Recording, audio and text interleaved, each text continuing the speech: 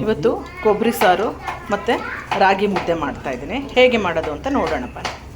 ನಾನು ಮೊದಲನೇದಾಗಿ ಒಂದು 7-8 ಒಣಮೆಣಸಿಕಾಯಿ ಹಾಕ್ಕೊಳ್ತಾ ಇದ್ದೀನಿ. 1/4 ಟೀ ಸ್ಪೂನಷ್ಟು ಜೀರಿಗೆ ಹಾಕ್ಕೊಳ್ತಾ ಇದ್ದೀನಿ.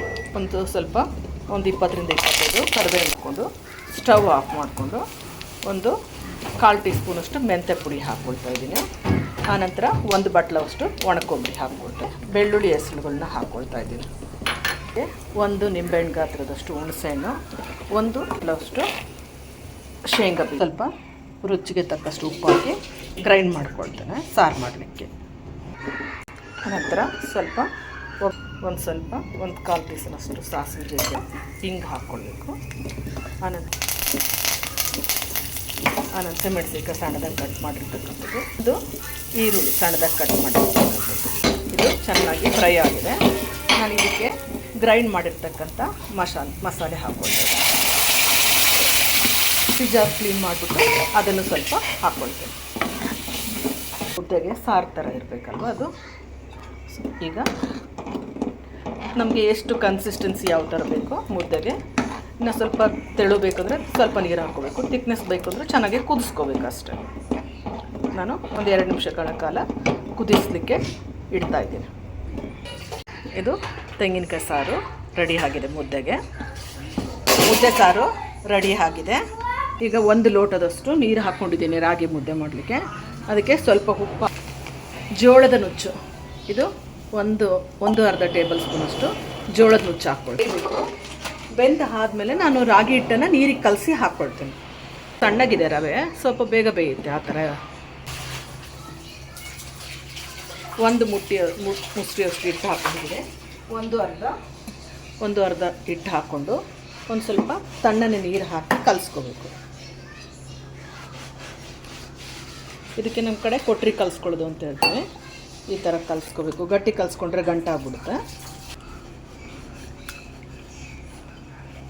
ಈ ಥರ ಕಲಿಸ್ಕೊಂಡು ಈಗ ಕುದೀತಾ ಇದೆಯಲ್ಲ, ಈಗ ರವೆ ಕುದೀತಾ ಇರ್ತಕ್ಕಂಥ ರವೆಗೆ ಹಿಟ್ಟನ್ನು ಹಾಕ್ಕೊಳ್ಬೇಕು.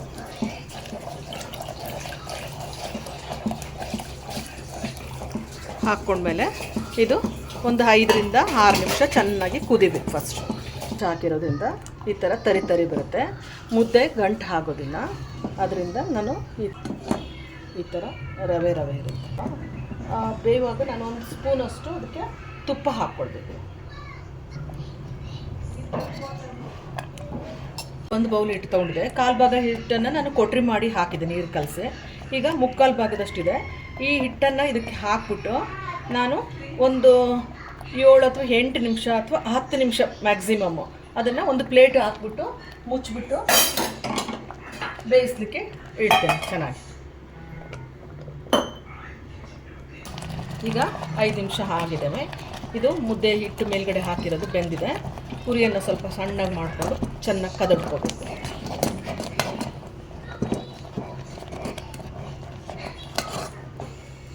ಈಗ ಇದು ಮುದ್ದೆಯನ್ನು ನಾನು ಒಂದು ಮುದ್ದೆ ಬಟ್ಲಿಗೆ ಹಾಕ್ಕೊಳ್ತಾ ಇದ್ದೀನಿ. ಈ ಥರ ಒಂದು ಬಟ್ಲಿಗೆ ಹಾಕ್ಕೊಂಡು ಈ ಥರ ಮಾಡಿಬಿಟ್ಟು ನಾನು ಒಂದು ಮೆತ್ತಗೆ ಮಾಡ್ಕೊಂಡಿದ್ದೀನಿ. ನಾನು ಗಟ್ಟಿ ಮಾಡ್ಕೊಂಡಿಲ್ಲ. ರವೆ ಹಾಕೋದ್ರಿಂದ ಮುದ್ದೆ ಗಂಟು ಹಾಕೋದಿಲ್ಲ. ಮತ್ತು ಇದಕ್ಕೆ ಒಂದು ಸ್ವಲ್ಪ ನೀರು ಸವರ್ಕೊಂಡು ಮತ್ತು ಇದಕ್ಕೆ ಒಂದು ಸ್ವಲ್ಪ ಈ ಥರ ಮುದ್ದೆ ಹಿಟ್ಟು ಹಾಕ್ಕೋಬೇಕು.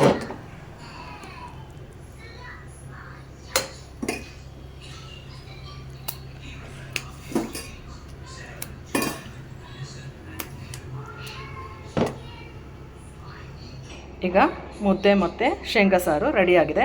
ಸೊ ನೀವು ಮನೇಲಿ ಒಮ್ಮೆ ಈ ಥರ ಮುದ್ದೆ ಜೋಳದ ರವೆ ಹಾಕ್ಬಿಟ್ಟು ಮುದ್ದೆ ಮತ್ತು ಒಣಕೊಬ್ಬರಿ ಸಾರನ್ನು ಮಾಡಿ ಮುದ್ದೆ ಒಟ್ಟಿಗೆ ಸೇರಿಸಿ ಲೈಕ್ ಮಾಡಿ, ಶೇರ್ ಮಾಡಿ.